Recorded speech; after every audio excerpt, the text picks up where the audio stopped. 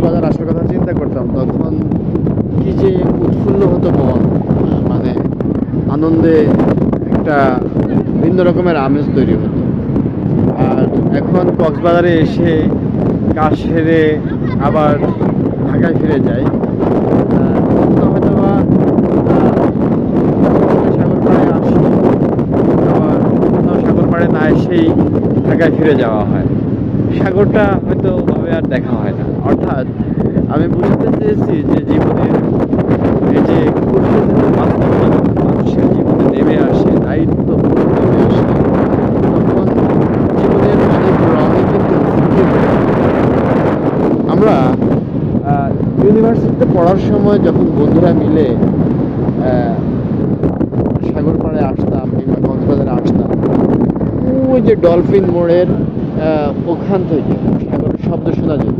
এই বিল্ডিংগুলো তখন ছিল না, তো আমার সাথে কিন্তু সাগর দেখা যেত এবং সাগরের গর্জন শোনা যেত। তো বাসের ভেতরে আমরা 5-6 জন মিলে জোর চিৎকার দিয়ে লাফ দিয়ে উঠতাম। কিন্তু এখন আর সেরকমটা হয় না, এখন আর মন ওভাবে নেচে ওঠে না। তাই সময় থাকতেই আমার মনে হয়, সময় থাকতেই সব কিছু দেখা উচিত, ঘোরা উচিত। জীবনের অনেকেই বলে যে ঘোরার কোনো বয়স নেই, সবসময় ঘোরা যায়। আমি বলি যে না, ঘোরার জন্য একটা বয়স আছে। অর্থাৎ যে সময়ে যা কিছু করা দরকার ঠিক সেই সময়ে তা কিছু করে নেওয়া যথাযথ বুদ্ধিমানের কাজ। আমি আজকে আমার হঠাৎ করেই একটা কাজ করেছে, সে কাজের জন্যই কক্সবাজারে আসলাম। তার মধ্যে আমার কাজ শেষ হয়েছে, বৃষ্টি, এই জন্য কোথাও যাওয়া যায় না। এখন দেখলাম যে বৃষ্টিটা একটু কমছে, হাতে কাজ নেই, তাই সাগর পাড়ে আসলাম। এরকমটা আসলে মানে সময় নেই তাই আসছে। অর্থাৎ সাগর দেখার যে অভিজ্ঞতা, সেই অভিজ্ঞতা আপনাকে একটা সময় আমি কিন্তু সাগর পাড়ে এসেছি, আমি কিন্তু এখনো পানি ধরিনি। আপনারা দেখতে পাচ্ছেন যে এখানে কত দূরে মানুষ, আসলে বয়সটা ওটাই হচ্ছে অরিজিনাল বয়স। অন্তত মনে যৌবন থাকা পর্যন্ত এই সাগরটাকে দেখুন। হ্যাঁ, সাগর দেখার নেশা কখনো মেটে না, সবসময় সাগর তার যে গর্জন এবং নীল জলরাশি দিয়ে আমাদেরকে কাছে ডাকে। কিন্তু এই ডাকটা হচ্ছে ওই যে দেখতে পাচ্ছেন ছাতার নিচে বসে থাকার। এখন মনে হয় যেন এসে ওখানে বসে বসে সাগর দেখতে পারলেই ভালো লাগে। কিন্তু একটা সময় এভাবে দাঁড়িয়ে থাকার কোনো স্কোপ ছিল না, মানে এখানে আসলে গলা পানিতে গিয়ে নামতে হবে।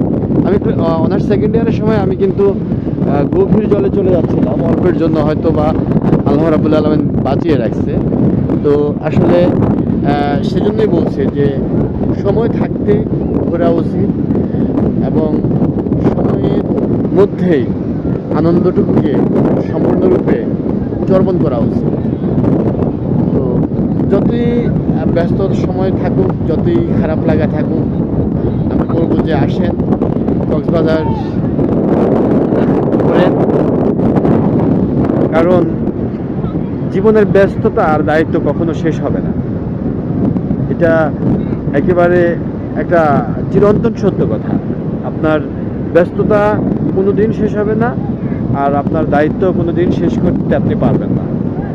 এই জন্য এই ব্যস্ত সময়ের ফাঁকে ফাঁকে একটু ঘুরতে আসবো। দেখুন, আমি দেখাচ্ছি একজন মুরব্বীর সাথে আঙ্কেলের সাথে দাঁড়িয়ে থেকে গেছে, আঙ্কেলের সাথে আঙ্কেলের ওয়াইফ, উনি কিন্তু মুরব্বী, উনি কিন্তু নেমে যাচ্ছেন।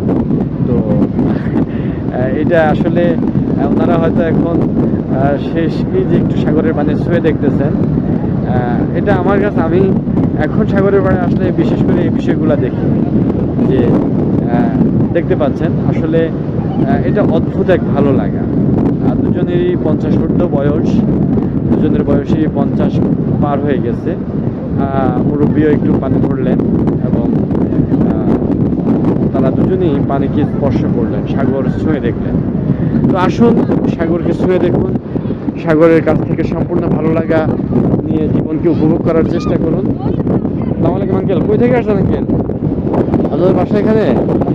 যাক, ভালো লাগলো। ঠিক আছে, ভালো থাকবেন সবাই, আল্লাহ হাফেজ, আসসালামু আলাইকুম।